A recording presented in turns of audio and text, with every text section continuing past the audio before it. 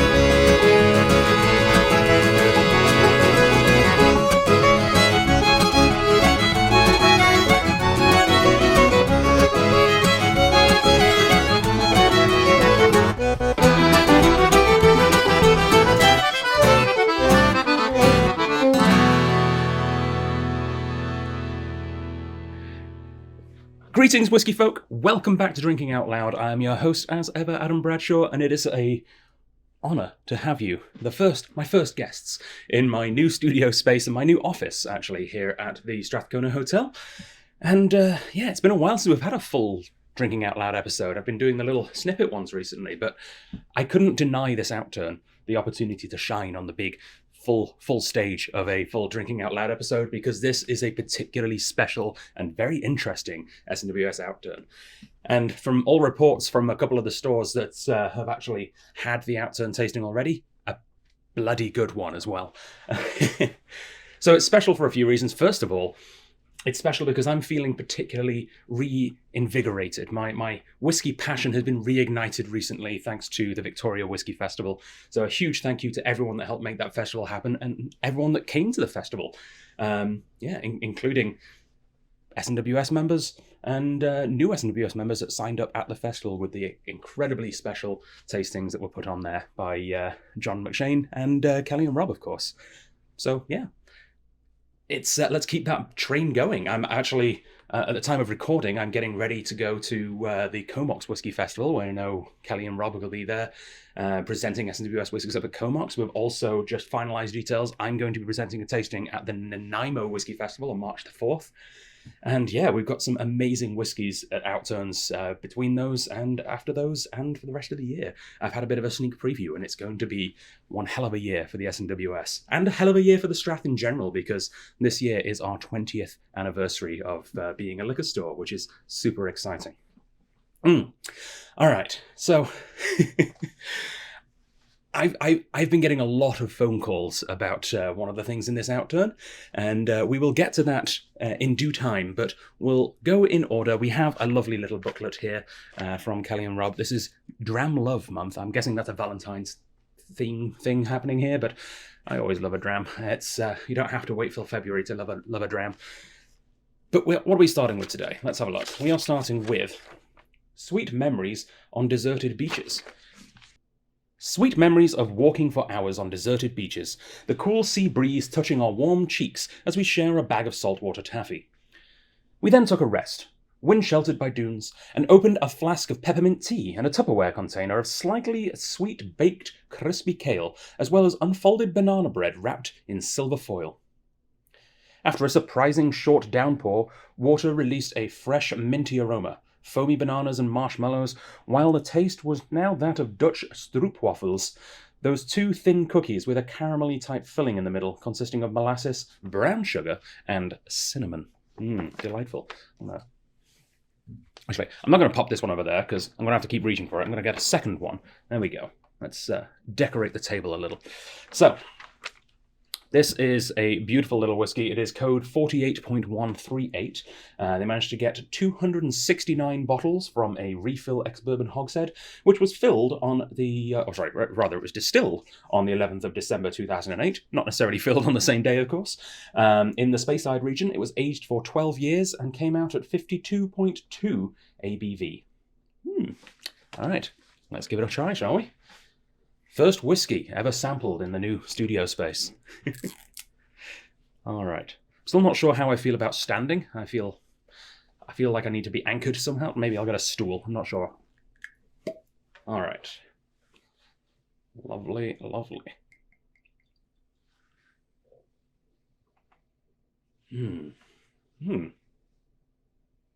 Interesting. Plums. Golden plums on the nose is the first thing I notice. Golden plums and a fresh herb garden. One of those indoor ones, you know, on the windowsill. For some reason, I don't know if this is a personal experience I've actually had that I've since forgotten, but I always equate those sort of indoor herb gardens in the windows with like an old school thatched roof English cottage. I don't know where that's coming from, but it kind of fits the vibe of this whiskey, to be honest. You know, those windows which are like a bay window with the kitchen sink, and then, you know, you got, because there's so much light coming in that window, you can have that little herb garden right there. Maybe it's an English thing, I'm not sure. But yeah, it reminds me of that for some reason.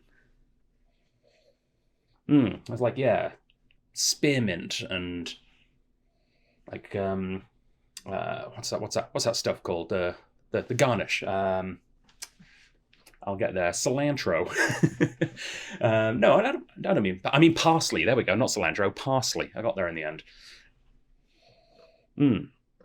Yeah, plums and kitchen-grown parsley. Right. What else? What else am I finding? What else should I be looking for? Let's have a look. I'm not sure I get the peppermint, though. That's generally something I find more so on the palate. Banana bread, yeah. Weirdly, it specifically mentions silver foil, and yeah, I'm actually kind of getting a slight metallic sort of kitchen foil kind of a thing going there. It's very kitcheny. Maybe a thatched kitchen overlooking a beach. Maybe that's kind of what's going on here. All right, let's go in for one.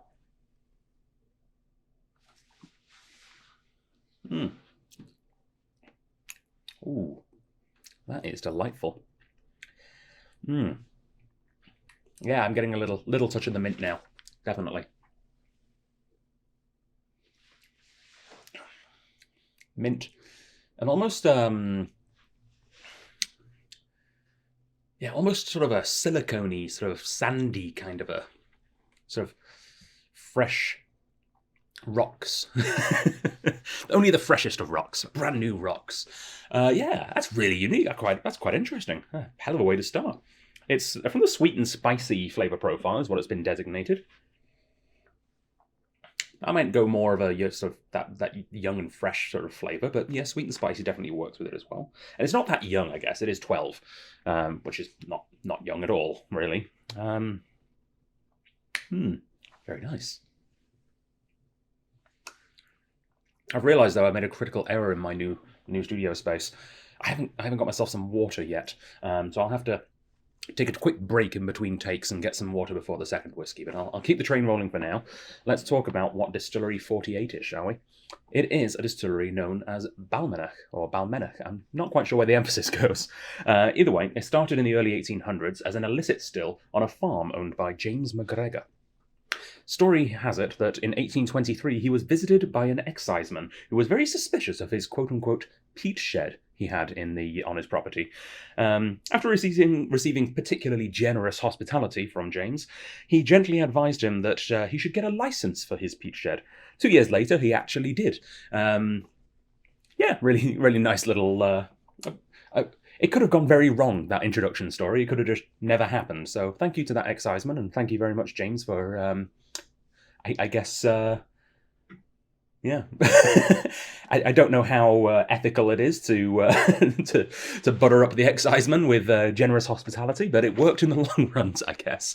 Interestingly enough, as well, about 50 years after that, James passed away, and it was his brother, whose name I forgot to write down. I think it's another J name, maybe John or something, or maybe Jack. I'm not sure. I'm sure you can find out on the internet if you're particularly interested. But either way, the most interesting part of his story is that his brother took over, but in order to do so, had to move back from New Zealand, where he had relocated. He then took over with his sons, and yeah. And it's still going today, which is super cool. Closed for a while during the Second World War, where it was used as a barracks, but I think that's true for quite a lot of distilleries, to be honest. Not necessarily the barracks bit, but the closure for sure. All right. So, another exciting thing about this month is that for the first time post-pandemic, we've actually managed to get 2 outturns, 2 full-size outturn tastings as well. Which is super cool. At the moment, it looks like we might even sell both out. Sundays is sold out, Mondays is very close, which is really, really exciting. However, it does mean that there's less than you might be used to available for the online portion of the sales. So there's at least 1 bottle of everything. That might be it. So there's at least 1 bottle of this available, maybe a second, available right now at strathliquor.com/SMWS. for $190.35. Well priced, I think, in this economy. I think that's a glorious price for this whiskey, and it's also the perfect price if you're not a member and would like to think about joining, because any whiskey over $180 includes your first year of membership if you've never been a member before. So it's a good way to try the SMWS without having to take too much of a risk. Anyway.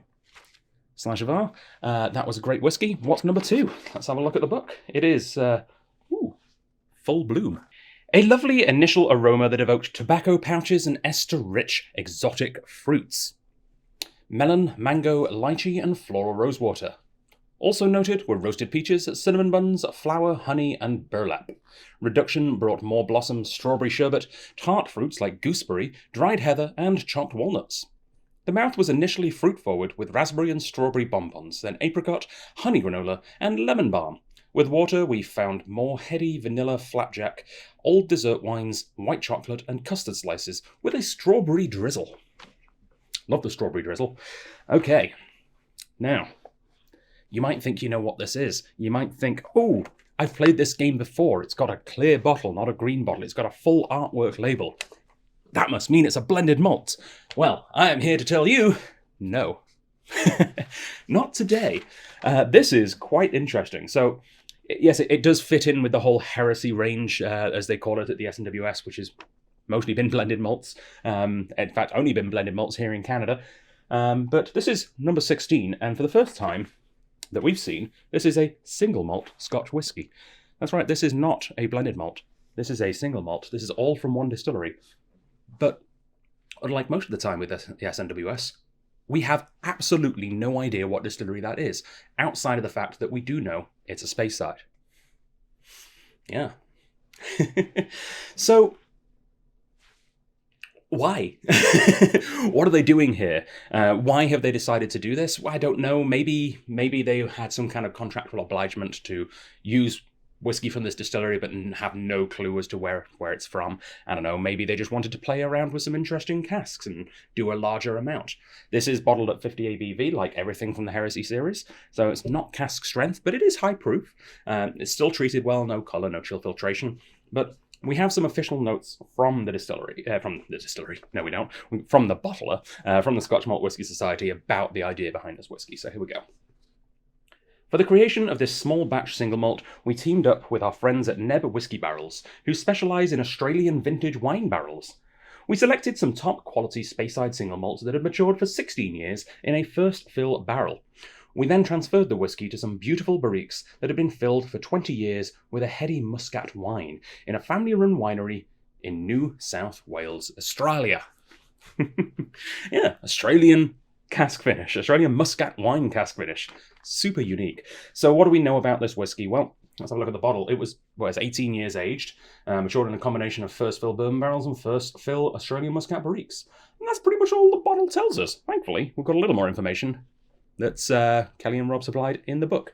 It was distilled, or the youngest component rather, I guess, was distilled on the 11th of September 2003. And as I'm saying that out loud for the first time, I feel like we've had other whiskies that have said that recently. 11th of September 2003. I wonder if that's a clue as to where this might be from. I'm going to look into that. That's, yeah. That date just really does ring a bell. Yeah. The outturn of this was 903 bottles, so I would assume 2 casks, maybe. I don't know really how big a Muscat barrique is.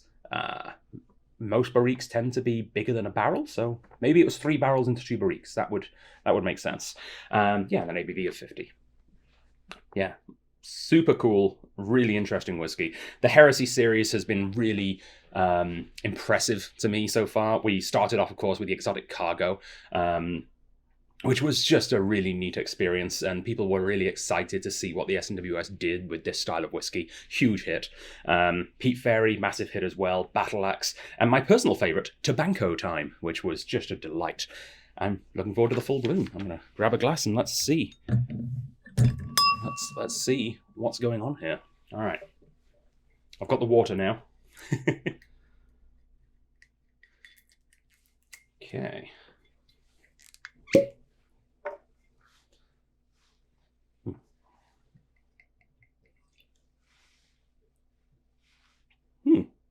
Interesting.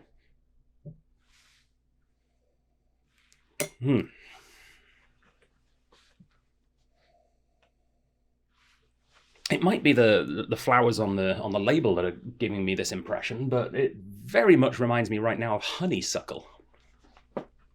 Interesting. All right. Well, oh yeah. As soon as I read the word tropical in the book, my eyes went straight to it, and I was like, yes, very much.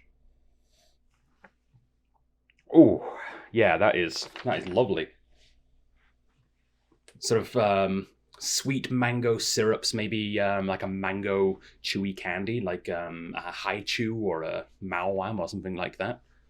The mango flavors of those are always really good. I don't know how real the flavor is. Maybe mango has a particularly good synthetic flavoring that you can use, which is why the mango candies are always really good. But they just are. I remember there was a tropical variant of Skittles once that had a mango Skittle. Ooh, yes. All right.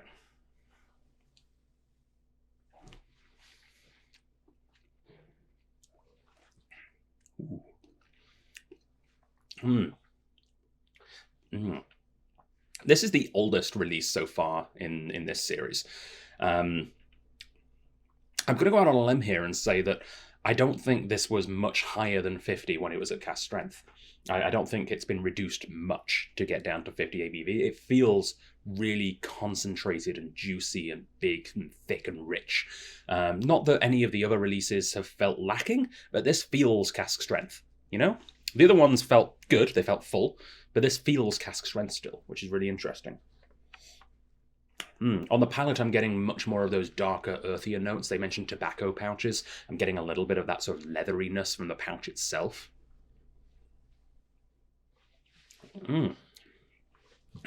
Yeah, and like a slightly maybe overcooked tart casing, you know, like the pastry. So it's like a raspberry tart, but the sugars have come out of the raspberry jam and sort of coated the edge of the pastry and burnt a little bit over the edge of the crispy bit of the pastry. And I like that. I like it because it gets a little chewy as well, where the caramels of, oh yeah. Right. That, I'm very sorry, Tobacco Time. You've been usurped. I think this is probably now my favorite from the Heresy range. I'd have to revisit it, which luckily enough I get to do twice because I have to present this in 2 more Outturn tastings, which is I love my job. But let's see what happens with a little touch of the water. All right. Very, very viscous. I can see the oils swirling around as I add the water. She's a thirsty one.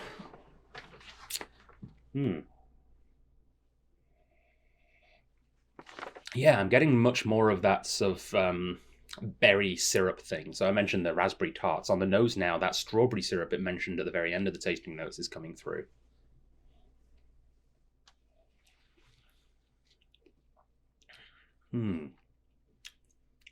Yeah. That's really, And it's really good with water. I prefer it after a couple of drops of water. Quite a lot, actually. It had already usurped tobacco time, but now with water, it's next level. That is...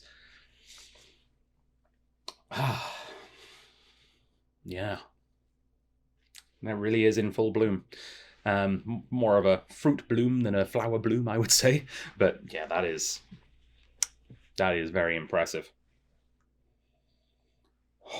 Well done, Scotch Malt Whisky Society. Well done indeed. Yeah. So as I mentioned in the first whiskey, we're back to 2 full outturns, so there might be slightly less available for the digital release. But all being well, there's definitely at least 1 bottle. There might be a couple available right now at strathliquor.com/SMWS. And I say right now because I'm putting this video up as the whiskies go live. If you're watching this video as the video goes live, right now is applicable. If you're watching this in 6 months' time, or maybe even 6 hours' time, it's probably gone. 6 months definitely gone. 6 hours probably. 6 minutes maybe, to be honest. It's that good. Oh, yes. Okay. In fact, now is probably a very good time to mention, if we are already sold out of this one, because I feel like we will be, don't forget to check out our partner stores. Yeah, and this is where it gets interesting, because I normally only name 3, but I've got a 4th to add to the mix today.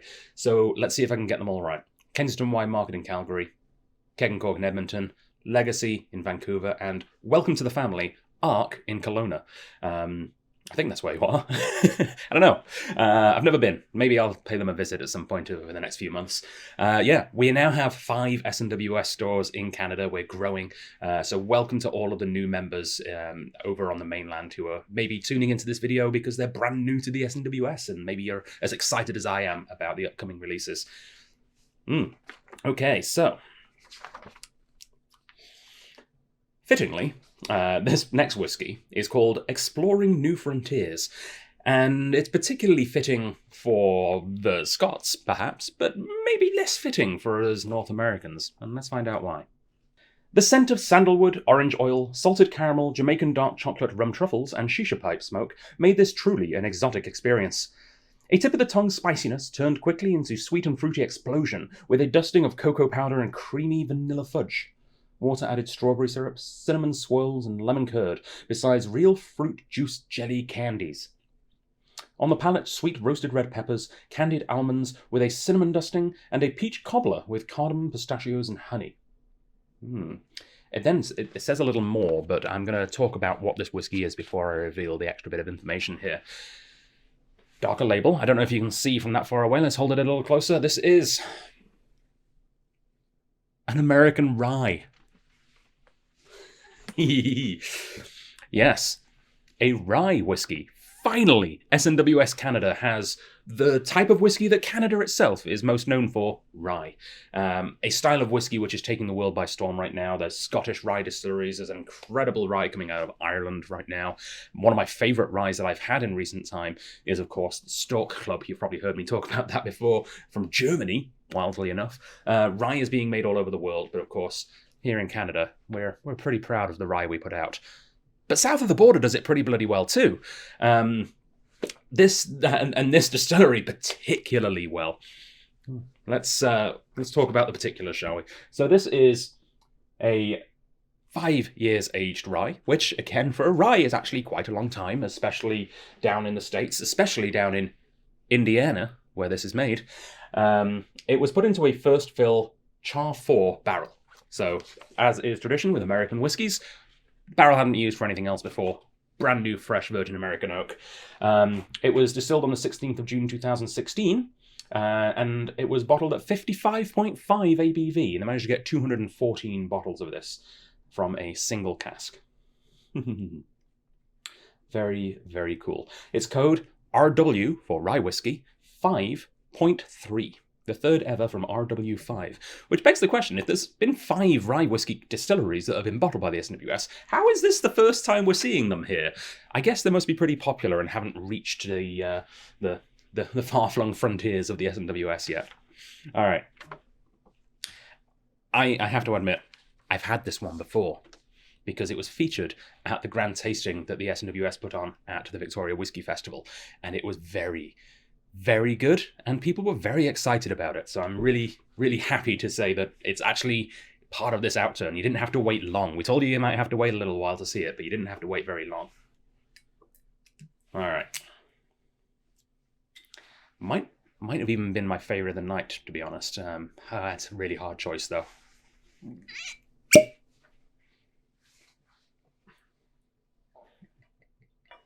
Ooh, look at that color.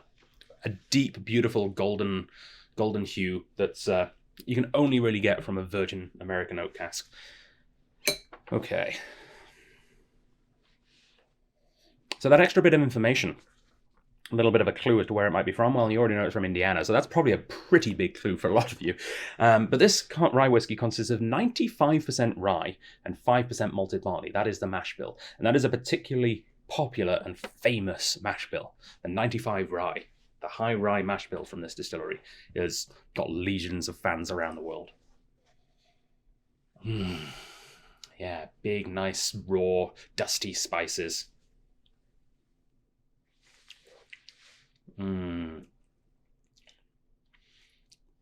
Oh yeah, so much citrus oils, orange oils. I want to say mandarin specifically, rather than just a navel orange. Almost yuzu-esque. That is absolutely beautiful. It's the kind of rye that would admittedly make an absolutely incredible cocktail, but why would you when it's this good on its own? Why go to the extra effort when you can just pour it in a glass and drink it? And it's probably going to be better than any cocktail you could come up with, to be honest.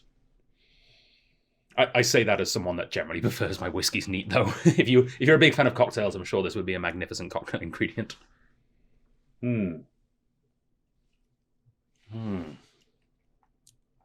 As a vegetal sort of blackberry bush kind of a thing going on.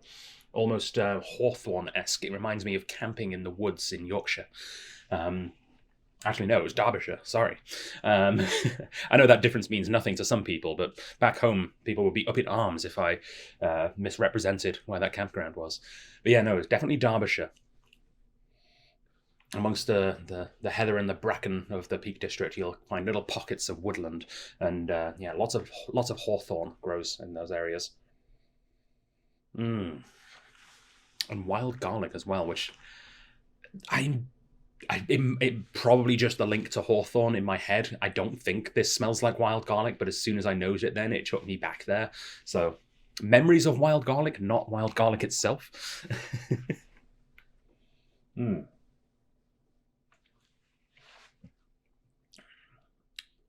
Licking the back of a spoon after stirring a fresh pot of like a big rich spicy curry, like a jalfrezi or something, or a fowl maybe, where the spice hasn't integrated yet and it's sort of stuck to the back of the spoon a little bit.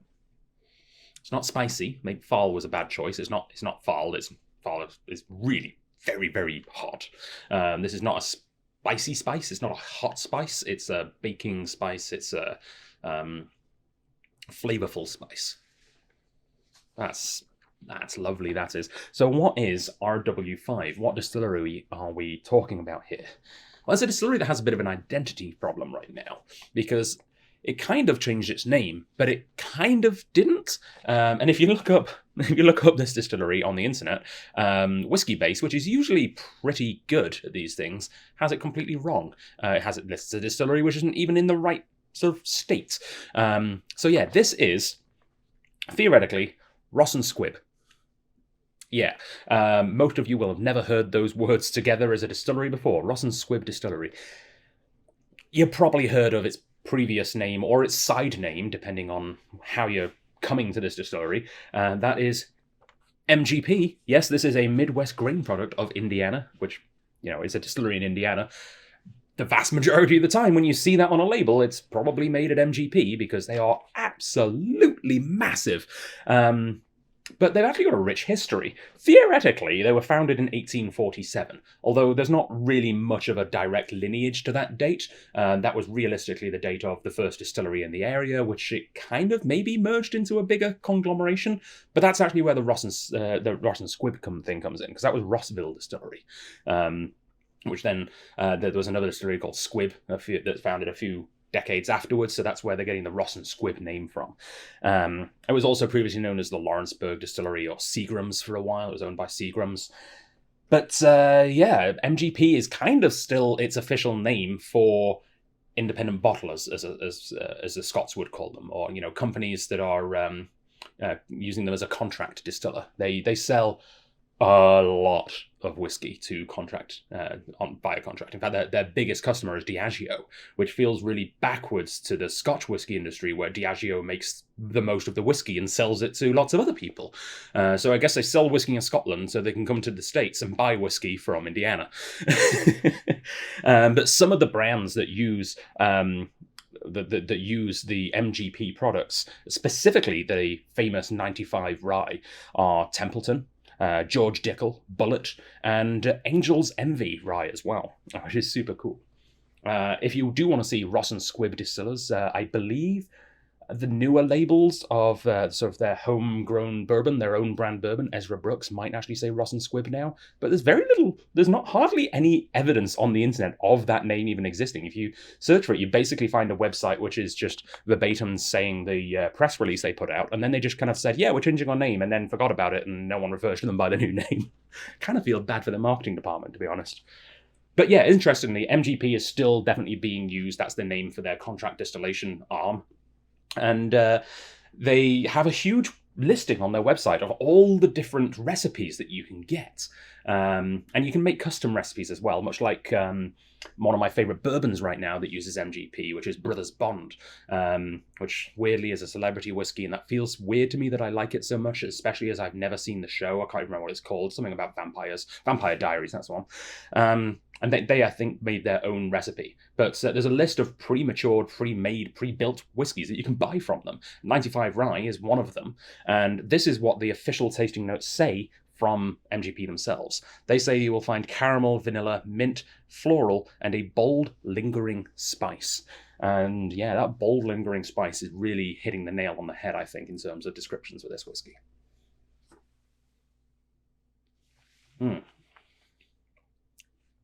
Ooh, that's lovely. So, not much of this to go around, because it was already featured at the Victoria Whisky Festival, so we're already down a couple of bottles.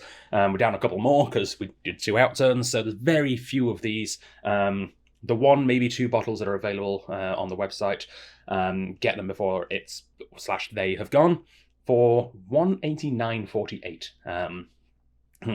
Yes, very nice. And the next whiskey is the subject of probably 30 or 40 phone calls that the store has taken in the last couple of days. It is vibrant and it is vigorous. The nose was attractively sweet. Caramel log, vanilla toffee, syrup-glazed pear tart, but also with a vibrant side of lemon squeezed over straw, sea air, and various spices, including ginger, cinnamon, and star anise. The neat palate seemed feisty and punchy, still sweet with dark chocolate, marzipan, chocolates, limes, Lebkuchen, but with penetrating citrus pepper and wasabi on the finish. The reduced nose had boiled sweets in a paper bag, white pepper on raspberries and some burlap. The palate now became zingy and lip tingling rather, not tongue, lip. Lemon drops, herbal liqueur, coffee grounds, amaretto, ginger cake, and pine, full of character and vigour. Much like the guys that make this whiskey, actually, full of character and vigour. That's a beautiful description of both the whiskey and the folks that make it.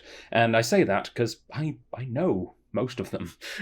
This is super special. So, the particulars, before we get too carried away. It was placed into a first fill ex-bourbon barrel. It was distilled on the 24th of October, 2012, where it was then aged for 9 years and bottled at 64.5% alcohol, with 230 bottles. And this is a very exciting first, because this is the very first bottling of an SMWS whiskey with these words: single malt Canadian whiskey. Oh, glory be. This has been teased for, I feel like, far too long. It's finally made it here. Yeah. I am so proud of this whiskey. I'm going to taste it first, and then we'll get into the story of where it's from and how it ended up here. And yeah, I'm gonna grab myself a glass and let's raise a toast to Canadian single malt. I find it particularly interesting that the SMWS bottled a single malt from Canada before they bottled anything else. We're of course known for our rye whiskey, as I just mentioned. We just had the first rye whiskey in SMWS Canada, and it wasn't made in Canada, which I find particularly interesting, especially as it's part of the same Outturn that had the first Canadian whiskey. I'm sure that Kelly and Rob did that on purpose.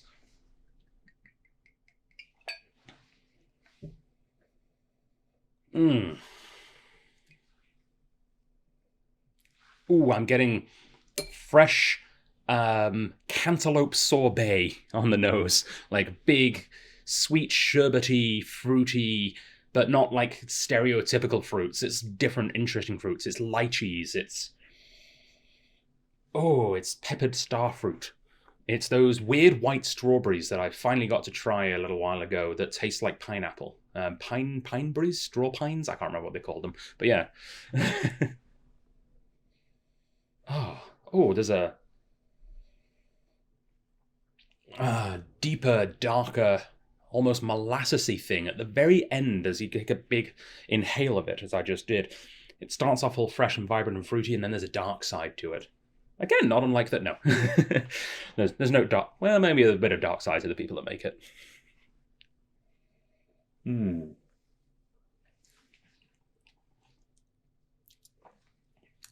Muscat grapes.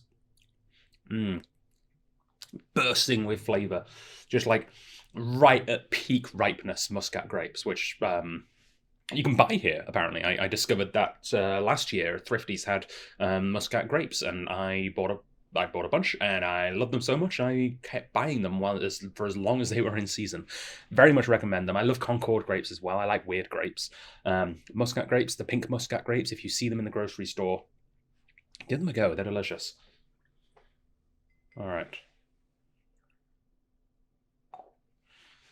I know from experience this takes a decent amount of water because I've had this twice now. Third time's the charm, though, because now I get to tell everyone about it.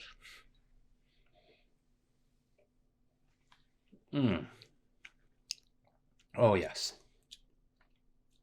Water really calms it. It makes it zen. It's a little erratic before you add the water. It's delightful, but much like erratic people, they can be very wonderful to be around in short doses, but you might grow tired of them if you spend too long with them. The water definitely, it's a big comfy couch for this whiskey. It's just letting it just go. Okay, I don't have to be quite so highly strung. I can relax. It really helps this whiskey out, a touch of water.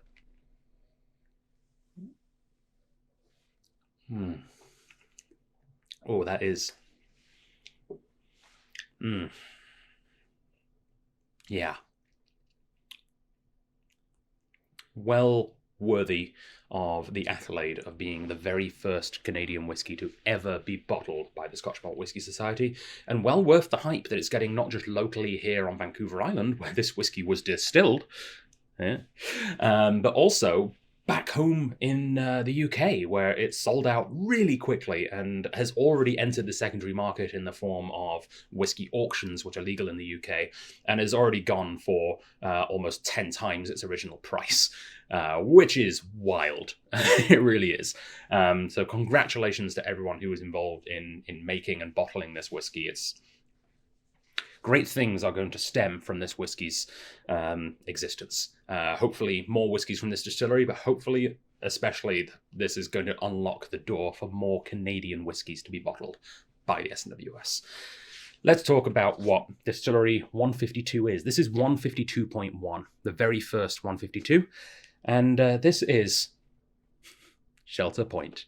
Oh, now I've gone on at length about how much I love Shelter Point. Actually, I have got a bottle right here. Shelter Point, absolutely freaking beautiful whiskey made by salt of the earth farmers for the most part. Not just these days. I will get into that in a second, but. Yeah, and I've put my money where my mouth is for my love of Shelter Point.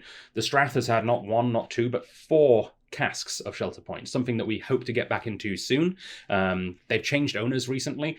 Don't worry, they're still really good. But they're taking a slightly different approach to the business side of things. So we're hopeful that we will see single casks again soon, but we also know that it takes a little while to get into the groove of things, and they're trying to be more consistent with their official bottling releases there. So it might take a little while, and it's worth being patient for. In fact, one of the whiskies that we bottled was called Patience is a Virtue. So yeah, this whiskey distilled right here on Vancouver Island. This is so cool. Shelter Point was founded in 2011 by Patrick Evans. It's located on a 380-acre coastal farm near Campbell River up Island, about 3.5 hours north of Victoria here. The team that made this whiskey is just incredible. So it's 2 folks who have been with the journey of Shelter Point from its inception to now, James Marinus and Jacob Weeb, who are still with Shelter Point.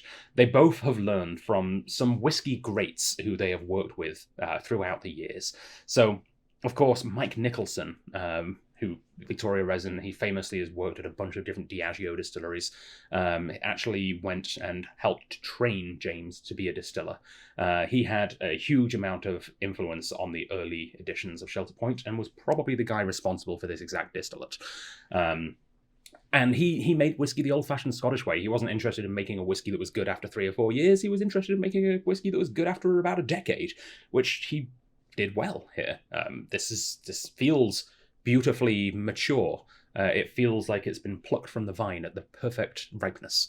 They've also, of course, worked alongside with Leon Webb, who did wonders for Shelter Point. He really took them from being a local legend to being more of a well-known around the entire whiskey scene, because Leon is a huge part of the whiskey community. He's an SMWS member. He's been involved in Scotch whiskey for a long time. He trained at Heriot-Watt University, which funny enough is where I also went to university, but for mathematics, which is much less interesting. He has since left Shelter Point and is now the master distiller at the distillery manager, which includes being a distiller, at Tamnavulin, which is an absolutely massive distillery in Scotland. So that speaks to his quality of work. And of course, learn from an expert who is also close to my heart, Patrick Dunlop, who used to have my job. He was the SMWS ambassador and the Strath whiskey buyer here in Victoria, which is super cool. He only worked there for a few months, but his influence was definitely felt over on the farm. Yeah, so how did this happen?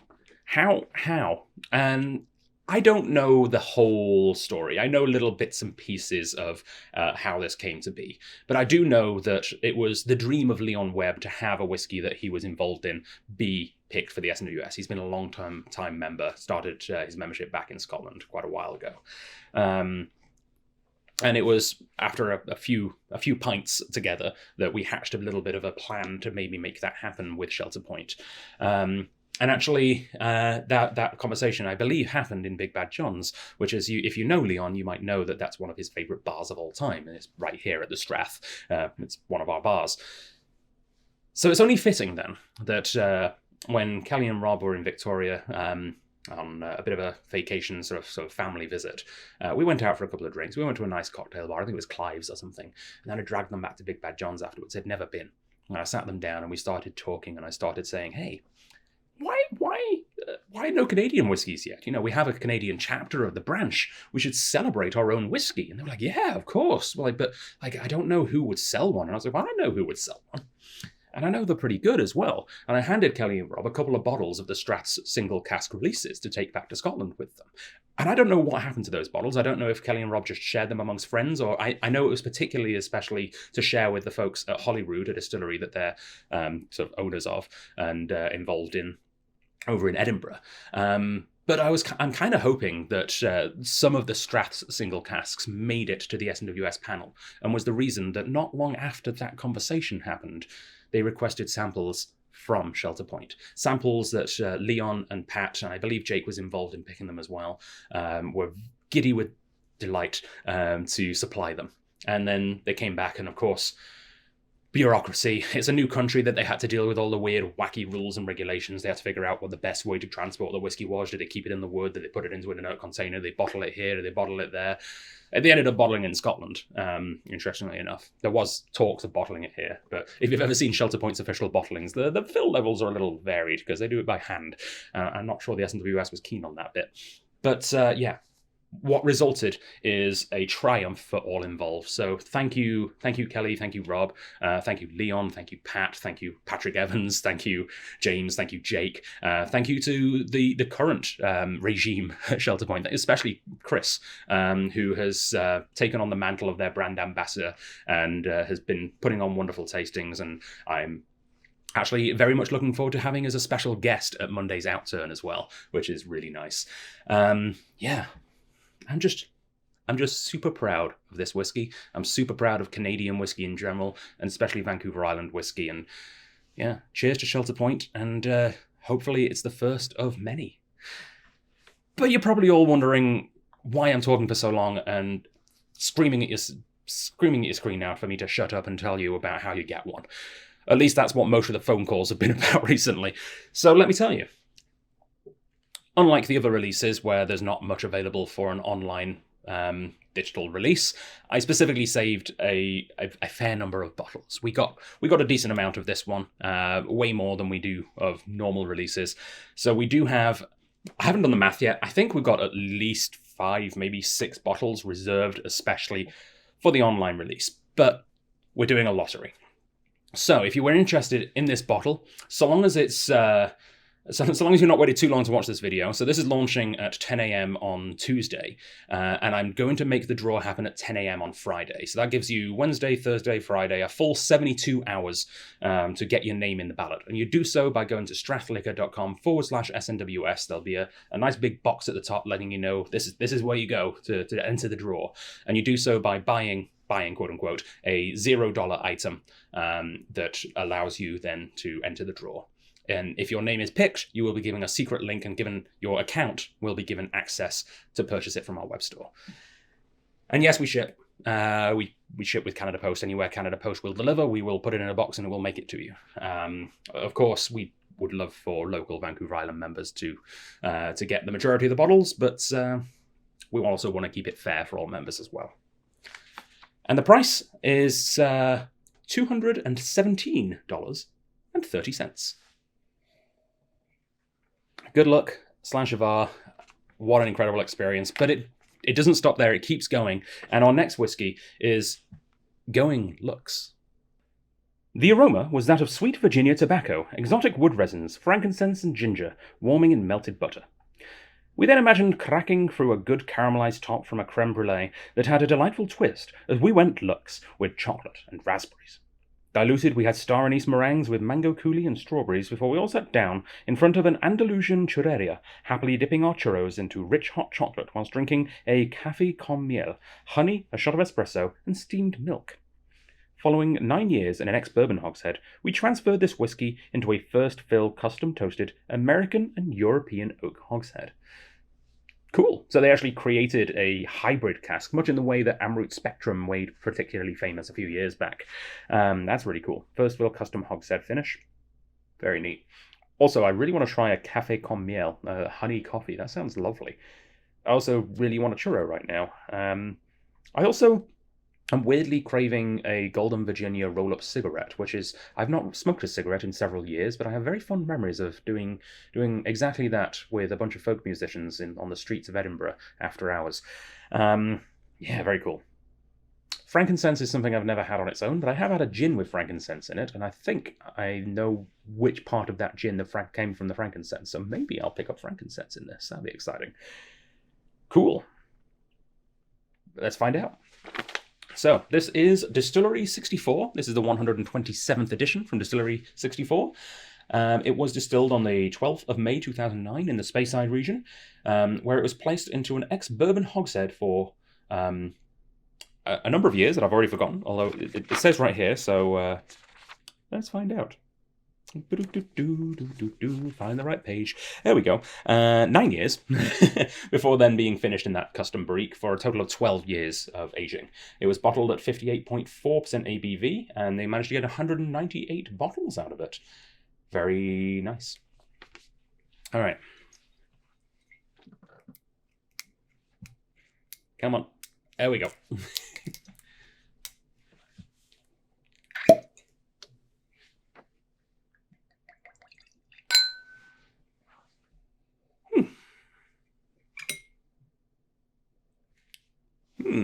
Delightfully, playfully sweet almost on the nose. This is sweet, fruity, and mellow, is the flavor profile.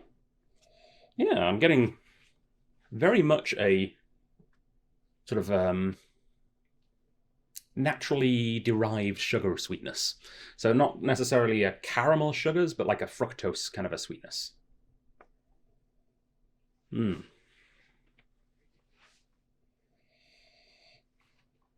Also kind of buttery. I see where they're coming from. There's a dairy aspect to this, whether that be butter or like a clotted cream, maybe. I could see this going well with scones, or scones, if you prefer that pronunciation. All right.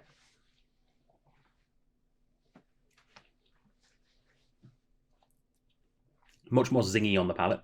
Yeah, ginger and raspberry. Oh yeah, and there's the sort of darker tobacco coffee note. Ooh, quite a lot of it. Ooh, that has a still going magnificently long finish. It's like I just took a sip of espresso and it's still going. It's sweet espresso. It's still there. I almost want to start a timer. I guess I can look at the playback. Still there. Wow. Blimey. All right. I can still taste it. That is a finish. That is a bloody long finish.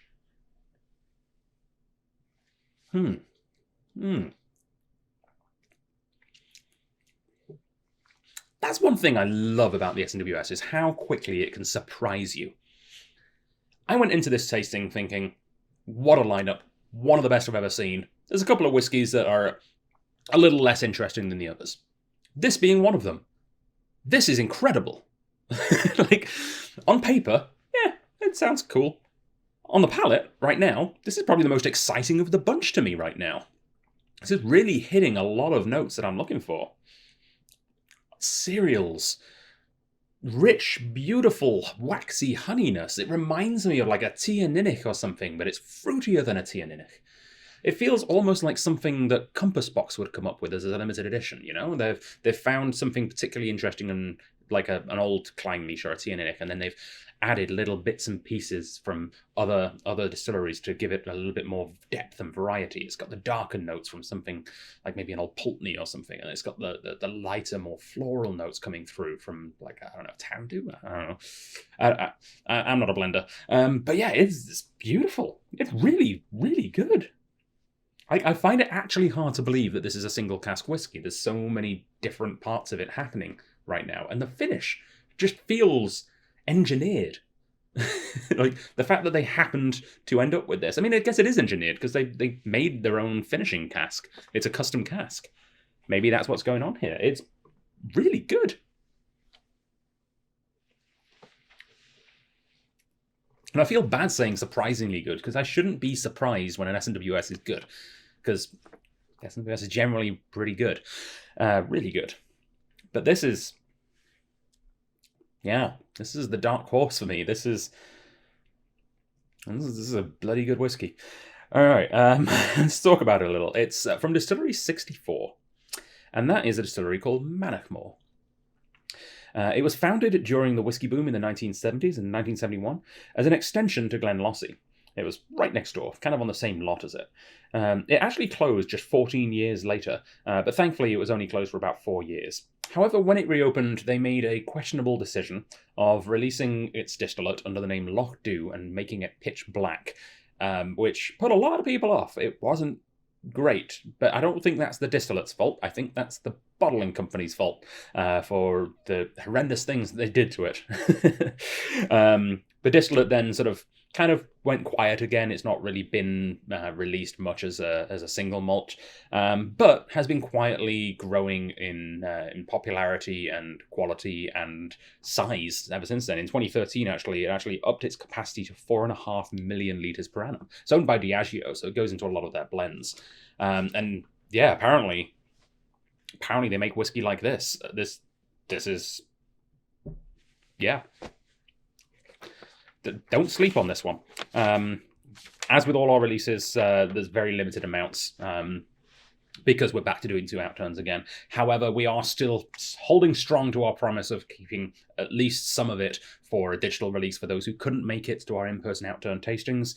And at least one, maybe a couple of bottles of this are available right now at strathliquor.com/SMWS for $204.26. $204.26. All right, well, next up is one of the ones I was most looking forward to trying that I haven't tried yet. Yeah, I hope it wows me as much as this one. The next one is claiming to be tannic, shamanic, and oceanic. The nose wafted caramel popcorn and golden syrup, and then deepened to sauna wood, burnt twigs dipped in honey, toasted marshmallows, and dried seaweed. The palate suggested a bonfire of driftwood and peat, tatties roasted in the embers with sour cream and chives. Burnt sage leaves and a hint of neoprene. Sweet, oily, and dirty. Yahoo! I almost feel like that needs the Mario voice. Hang on. Yahoo! With water, the nose gave us honeycomb in a seaside cave. Cured ham, olives in brine, and swinging in a burlap hammock between 2 walnut trees. The taste was now wow. Tar, licorice, smoke, and iodine. Orange, leather, teriyaki tuna, and balsamic cooked chestnuts. Oh, my mouth is watering again after rereading those tasting notes. All right, let's give this one a try. We haven't seen anything from Distillery 16. I'm fairly sure we haven't seen anything from Distillery 16. We certainly haven't seen a peated Distillery 16 since 2021. However, I had one in 2022 because I had one of these at the Vaults in Edinburgh. And it was so good that my fiancée Kristen actually bought a bottle and brought it home. She loves these. 16.64, an outturn of 247 bottles from a recharred hogshead, distilled on the 2nd of July 2013 in the Highland region and aged for 8 years. It came out at 65.7 ABV.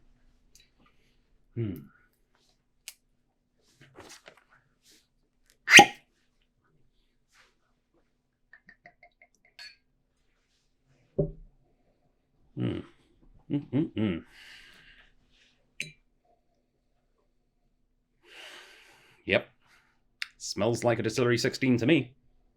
I think I've got a bottle of every peated Distillery 16 that we've had in SMWS Canada. I love these guys. They're just so wild. Yeah, there's like screeching tires on fire. But the tires were made of mackerel. It's that kind of, I mean, that's not exactly what I'm nosing, but it's those kind of wild and wacky whiskey asterisk kind of flavors, you know. For those who aren't familiar with my terminology there, whiskey asterisk is when something tastes like something strange, but asterisk in a good way. Like, it smells like Marmite mixed with tar in about a 50-50 ratio, but in a good way. It actually does kind of smell like Marmite and tar. Oh.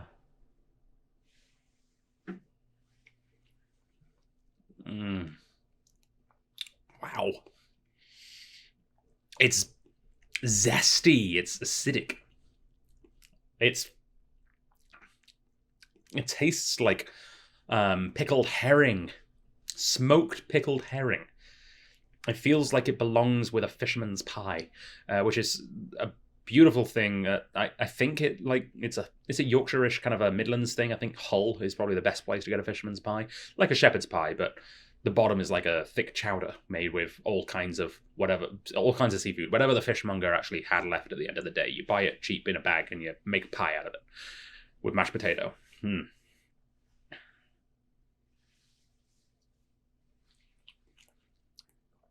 It has that almost sort of, like, it says like chives and things and potato. It feels like a fisherman's pie drab. I think that would be my name for this. A fisherman's pie in a pub in Hull that's on fire. Maybe a bit long for a name. And maybe a bit too specific. But then again, we've had some pretty specific names in the SMWS. I think this one might enjoy a touch of water as well. Hilariously coastal for a whiskey that is not historically known for its massive coastal flavours. In my experience, have been more Highland peatish sort of flavours, but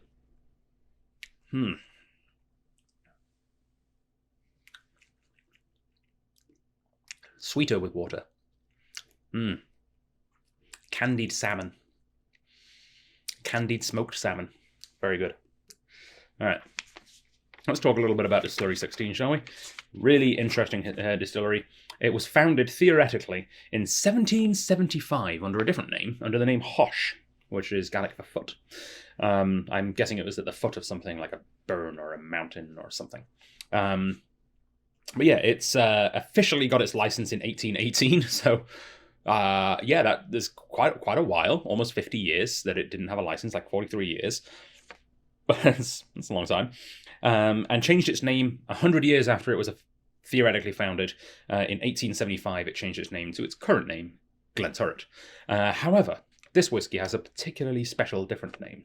This is a Ruad Mór from Glenturret, which is what they call their peated whiskey. It translates to Big Red, which, funnily enough, is actually the nickname of my co-worker, Ali, so I need to make sure that he gets to try some of this. So Glenturret for a while was owned by Edrington, and they started making this style of whiskey specifically for a new blend they were putting out, because Edrington has the famous grouse blend, of course. And the other components of famous grouse are, Highland Park and Macallan. So not particularly big or smoky. So they needed a big smoky whiskey for their new black grouse, which then changed its name to the famous grouse Smoky Black. But I prefer black grouse. I think it was a much better name. So they did that, and they made an unbelievably peated whiskey. This is 80 ppm. That's like close to Octomore range of parts per million there. Like, Lagavulin is 35. I think Lafroig is around there. It's like 45 maybe. Ardbeg is 55, and they're like commonly known as like the most peated, regularly available whiskey on Islay. This is 80 ppm. I think that's Ardbeg and Lagavulin combined.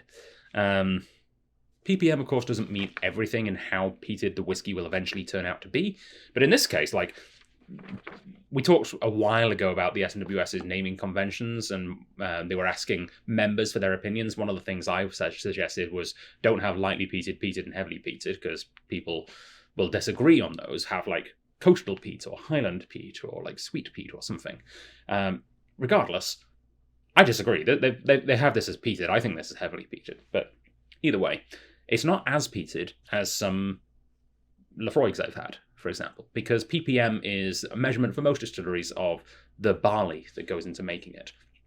And there's a whole lot of things that happen to that barley before it gets into this glass, and a lot of those things can affect how smoky the whiskey ends up being. So a high ppm doesn't necessarily mean a really, really smoky whiskey. It often coincides with it, but it's not necessarily that much of an indication. You can have a 25 ppm whiskey that ends up being smokier than a 125 ppm whiskey. Anyway, lesson over. Yeah, Ruad Mór. Love this whiskey. If you are interested in picking one of these bottles up, there will be some available when this video launches. How long for? No idea. But try and pick one up if you can at strathlinliquor.com/SMWS. And the price is $189.48. So a great starter whiskey if you're thinking of joining the club. Our final whiskey of the evening is the name is somewhat of an instruction, which I can't do yet because I need it because I need to use the rest of a bottle of a tasting. But it's called Throw the Cork Away. We imagined cooking sesame peanut noodles with umami paste on an old steam tugboat with boiler smoke, engine oils, tar, and mechanical rags next to aromas of camphor and creosote. On the palate, smoke galore. Imagine a peat-smoked green olive tapenade made with olives, anchovies, garlic, parsley, olive oil, capers, and lemon zest. Add some Maggi liquid seasoning and wasabi, and well, you get the picture. Following reduction, the scent was that of dry-cured, streaky bacon, apples baked with raisins and cinnamon, as we made ourselves pu'er tea, the tasty, now salty, sweet, and smoky, as well as oily, thick, and tarry. Terrific. This batch was matured in a combination of ex-bourbon and American oak Oloroso hogsheads, bottled for the Isla Whiskey Festival of 2022. And as you can see, it has artwork. This is a Fagile bottling. Yeah. It's Distillery 53, and this is not a single cask, as it mentioned, a combination of ex-bourbon and American oak Oloroso hogsheads. This is a small batch release. It's small for a general whiskey release. For an SMWS, it's quite a large one, for the Fagile, of course. 2,677 bottles, and we're very grateful that some of those bottles made it all the way out here, about as far away as you can get from Fagile. Yeah, it's an Isla whiskey. It was aged for 8 years. It was distilled on April Fool's Day, 2013. Matured for 8 years, as I said, in that mix of bourbon and Oloroso hogsheads. 58.4% ABV. And I should say, distilled on April Fool's Day, the youngest component was distilled on April Fool's Day. There might be older whiskey in this as well. It's a minimum age of 8 years for the components. Cool. We love a Distillery 53. We have them all the time. You know it's a Caol Ila. We'll get into some interesting trivia about it soon, but off the bat, it's a Caol Ila. We love SMWS Caol Ila. It's one of the reasons a lot of people are SMWS members, is to get their incredibly good Caol Ilas. All right.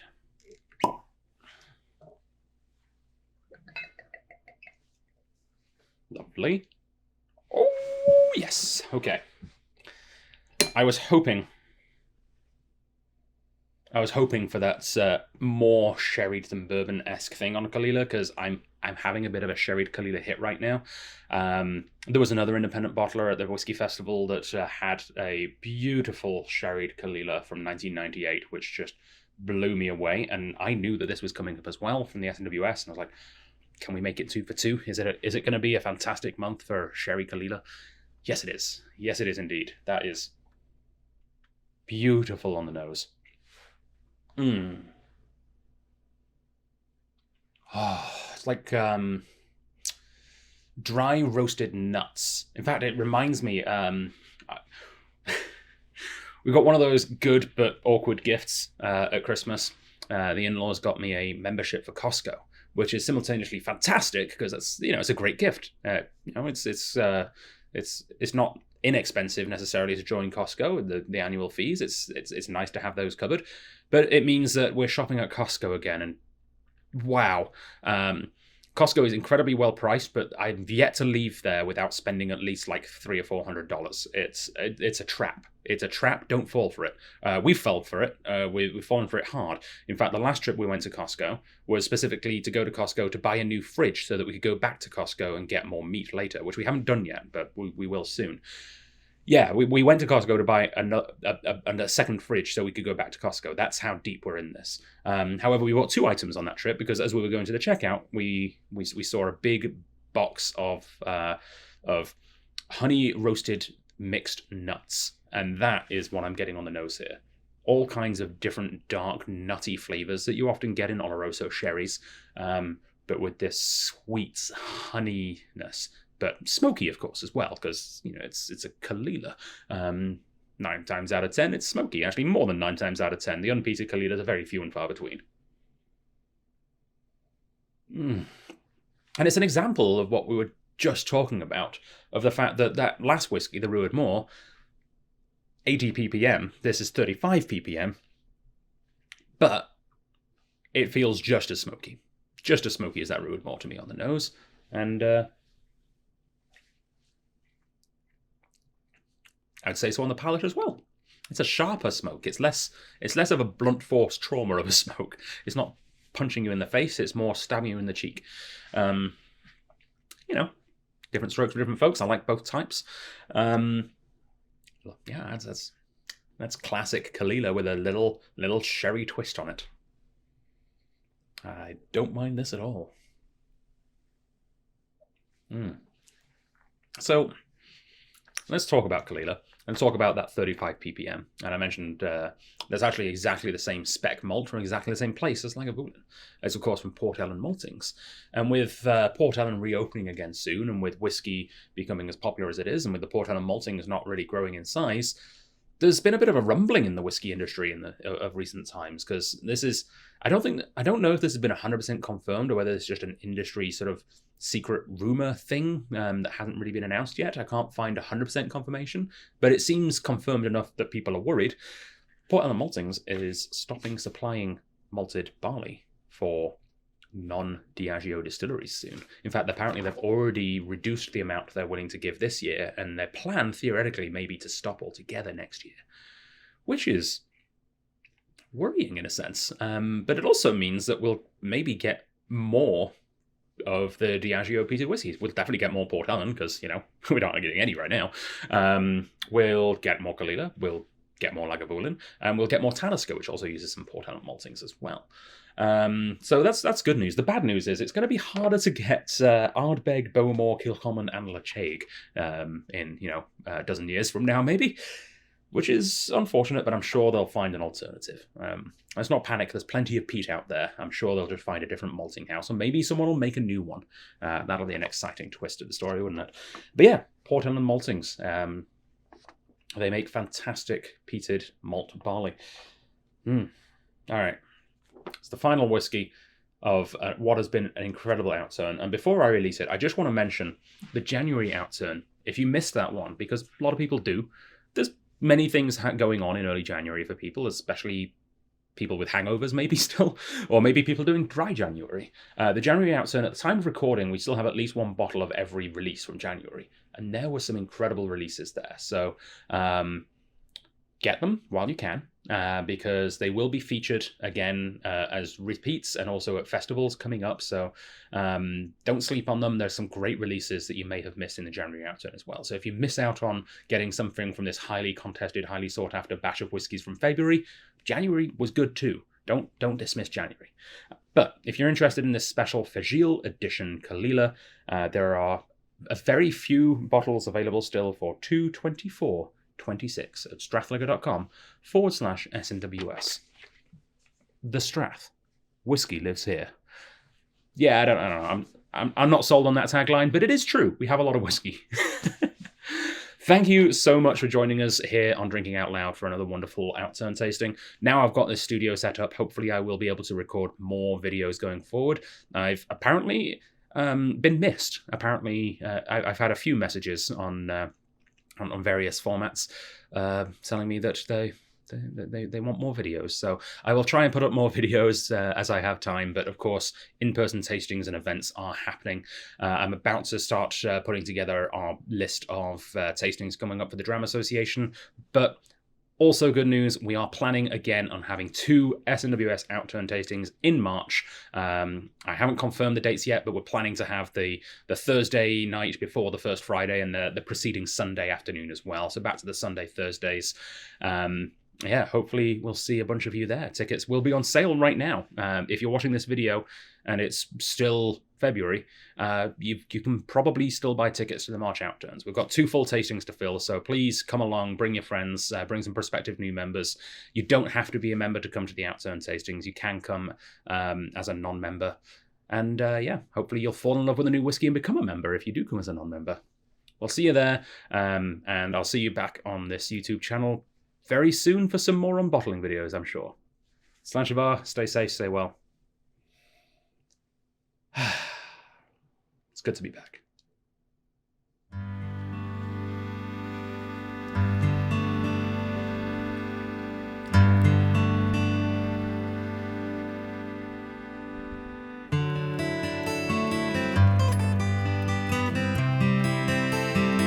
The folks out here are kind. Let me sleep all day. They don't seem to mind. I'm dreaming my life away. There's traffic jams near the hay. Have to leave here soon. Sing our songs and go to the light of a lone moon. And it's seems like I'll miss autumn in Edinburgh. That's the one I should have spent with you, with the rain lashing down, the fog on the meadows as the festival lights, as the festival lights go dim.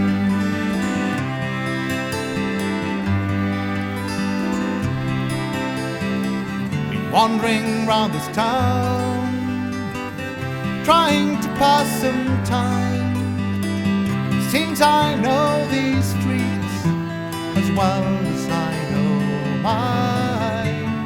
Clock is turned to 5. Perhaps you'll soon be home. I'll call and say I'm missing you, and then hang up the phone. And it seems like I'll miss autumn in Edinburgh. That's the one I should have spent with you, with the rain lashing down, the fog on the meadows as the festival lights, as the festival lights go dim. Everybody's written a song. They said you've been on the road so long. The folks out here are kind, let me sleep all day. They don't seem to mind. I'm dreaming my life away. There's traffic jams near The Hague. We'll have to leave here soon, sing our songs and go to the light of a lowland moon. And it seems like I'll miss autumn in Edinburgh. That's the one I should have spent with you, with the rain lashing down, the fog on the meadows as the festival lights, as the festival lights go dim. Everybody's written a song. Who said you've been on the road so long. As the festival lights, as the festival